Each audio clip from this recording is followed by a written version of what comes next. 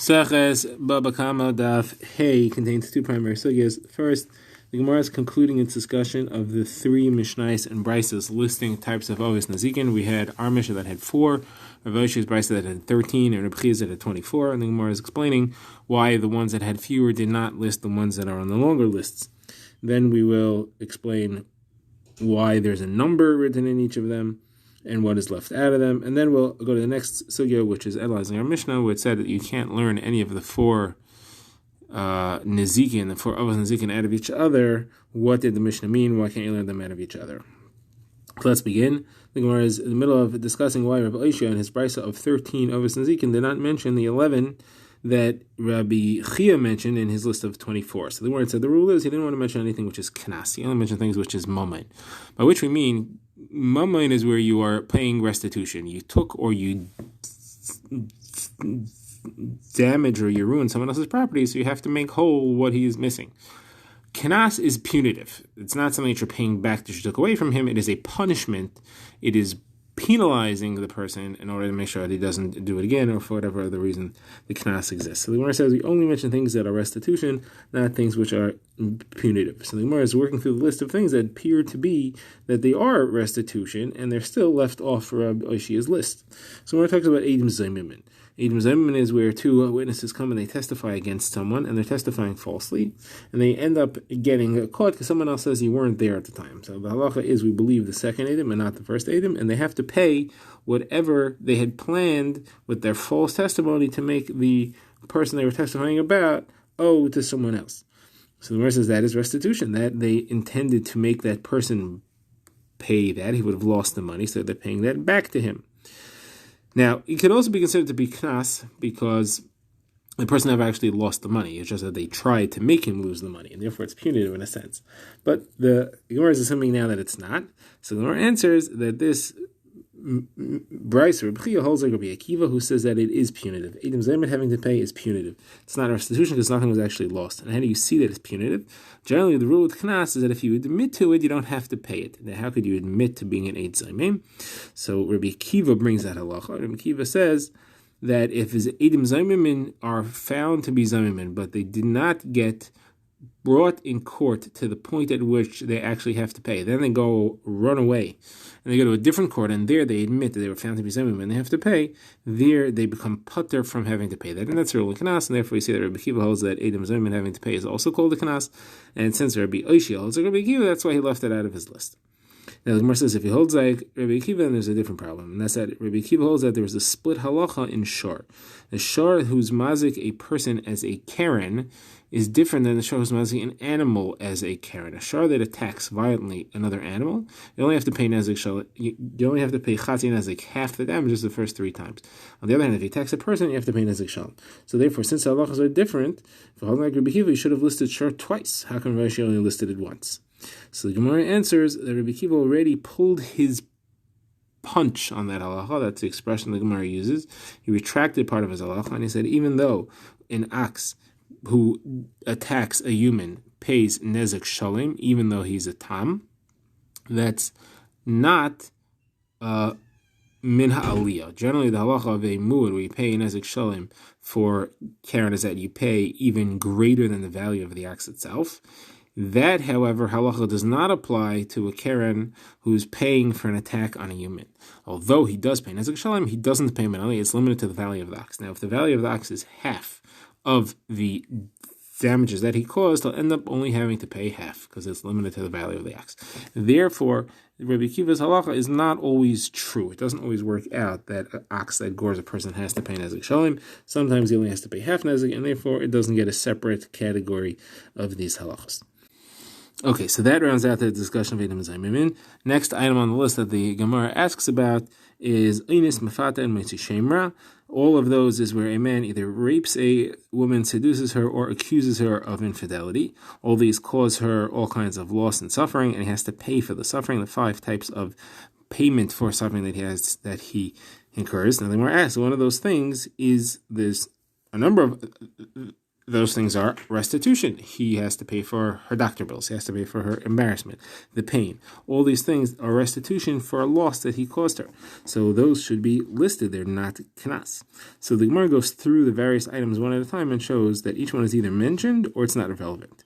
So the Gemara says, if you're referring to tsar, the pain that he caused her, we already listed tsar in the Mishnah in Rav Oshi's Brisa elsewhere. If you're talking about embarrassment, that's listed as well. If you're talking about pigam, the damage that was caused to her reputation, so that's nezek, that is the damage, which is also listed in the Mishnah. You pay for damages. So the only thing that's left is the knas, is the specific knas that he has to pay. Besides all these things, we already said we're not discussing knas.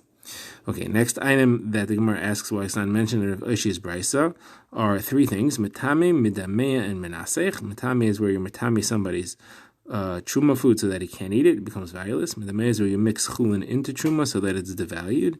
Menasech is where you make someone's wine into yayin and nesach so it becomes aser and even aser bana and it becomes valueless. So all these things you have to pay for the damage that he caused. So that is not punitive, that's restitution, so it should be listed.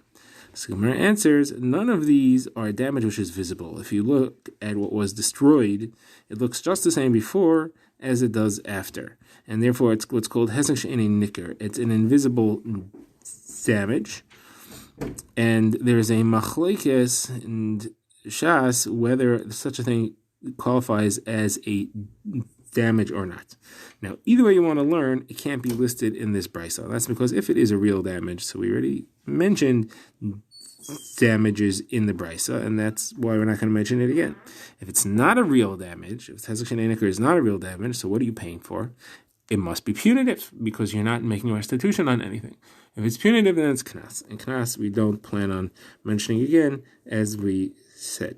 Now, the Gemara stops here and says, now Reb Chia, who mentions these three things, must hold that hezek she'ein nicker, an invisible damage, is not called a real hezek. If it is a real hezek, why does he mention these separately? You already said hezek. Must be that he holds that it's hezek she'ein nicker. The reason why he mentions them separately from regular hezek is because this is a knas, not a hezek. Someone says, no, not necessarily. It could be that he considers it to be a hezek, but he mentioned two different types of hezek. He mentioned hezek visible damages, and invisible damages, hezek she'ein nicker and hezek she'ein nicker. Because they are such different categories, they qualify for a separate mention. Okay, now the Gemara notes that the Mishnah and Rav Oshi's Brisa and Rav Chia all said a number. So the Gemara says, our Mishnah, I understand why it said the number 4, to exclude all the other ones. Rav Oshi, I understand why he said 13, to exclude the 24 of Rav Chia.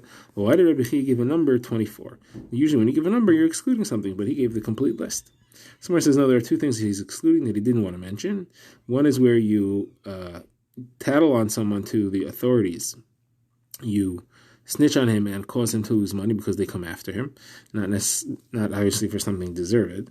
And the other is where a kohen brings a carbon with machsheves pigol, he has in mind to bring it in the wrong time or in the wrong place, and therefore he postles the carbon, and the person who he was working on the carbon for has to bring another one, and that of course causes him a loss. So these two things are not mentioned. So the Gemara wants to know, okay, those are excluded by saying the number 24, but why indeed are they not mentioned? So the Gemara answers, the kodshim, the kohen who's mefagel the carbon, I understand. We're not talking about kodshim here. We're talking about chulin dika things. Why don't we mention the mesira, where somebody snitches on someone or causes the government to go after somebody? So it says because that's not an action. It's just verbal. The whole destruction I did was caused with his speech. We're not talking about speech damages. We're talking about action damages. So more challenges that. The Gemara says Eidim Zayim just spoke. They said Eidus. And Moshe Shemer just spoke. They said Eidus. So why do we list those if they're only speeches? So the Gemara says Moshe Shemer is a speech which is really an action. It causes a situation where she's considered to have been committed an action, so that's like an action. But Eidim Zayim is not any real action. So Eidim Zayim in the Gemara says the Torah considers it like an action. It says Vasisam leikasher zomam lasleis. It calls it an action. It refers to it as something that he did to his fellow. Okay. Now, one final question the Gemara has. Our Brisa calls them ovis. And we already said that there's a tolda to each of these ovis. There's a subcategory to each of these main categories. According to Rav Chia and Rav Oshia, what are the subcategories? Why are they all called ovis? 13 ovis and 24 ovis. So Gemara answers, they're not called avos in the sense that there are subcategories. They're called avos in the sense that they can all be learned from each other, that you have to pay meitav. You have to pay from your highest quality land if you pay back these obligations that you incur by causing the damage. If you pay it with land, you have to pay with highest quality land. And the way that that's learned is in each group you have one of the following words, either tachas, nesina, yishalim, or kesef. In context of each of those, it says meitav. For example, by shor, it says tachas. By several of the other ones where it specifies you pay from meitav, it says either tachas, nesina, yishalim, or kesef. Those four things are mentioned in each of them. And we learn to all the other ones which all have one of those words, either tachas, nesina, yishalim, or kesef, and that's how we learn to all of them. You have to pay from the highest quality land that you have. Okay, now that we refers back to the Mishnah. The Mishnah had mentioned four things. There was a shor, which we saw as a machlekes, if it means keren, or keren, chain, and regel all in one. Then there was var, there was the pit, hole in the ground. Then there was mava, which we said is either a chain, another aspect of shor, or it's a human. And then there was fire. And the Mishnah had said that you can't learn one from the other.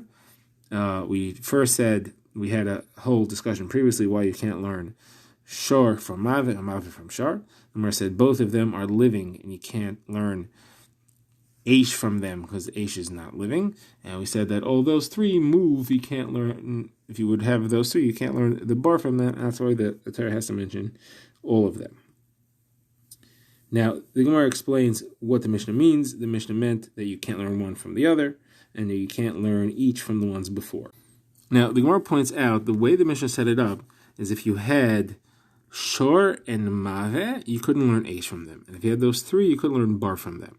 Because bar is the most mechudish, bar is the least likely for it to be something you're responsible for. It doesn't go anywhere. It doesn't do anything. It's in Rosh Hashanah.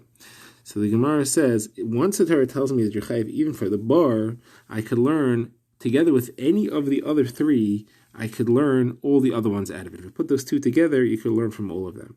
Now, the Gemara doesn't say why. Rashi explains this. It's tzad with each of them. Each of them, you would say that kavachomer from the bar. If the bar doesn't move and you're chayiv for it, certainly all these other ones you should be chayiv for.